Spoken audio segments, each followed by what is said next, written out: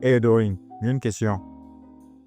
Est-ce qu'il y a des conséquences quand on met de l'argent pour les enfants dans une épargne comme le 529, 529 pour leurs études plus tard? Oh, ça c'est une très bonne question. En fait, c'est l'erreur que commettent la plupart des parents. Ils mettent de l'argent pour leurs enfants, soit dans un saving account ou dans un plan comme le 529. Mais la réalité, c'est que ce n'est pas la solution la plus avantageuse pour eux.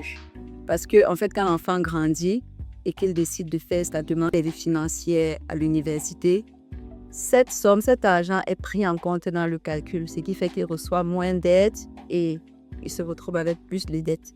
Par contre, il existe une solution très intéressante que peu de personnes connaissent, c'est l'IOL. Ce n'est pas qu'une assurance vie, mais c'est aussi un moyen d'épargner de l'argent, de faire grandir son argent avec les intérêts composés et surtout, cet argent n'apparaît pas dans les comptes lorsqu'il fait sa demande d'aide financière, ce qui fait qu'il recevra plus de bourses. En gros, c'est comme un plan secret pour financer les études de ton enfant sans que l'État ne vienne te pénaliser. Ah, ça c'est intéressant. Je ne savais pas ça. Ouais, beaucoup de personnes ne le savent pas.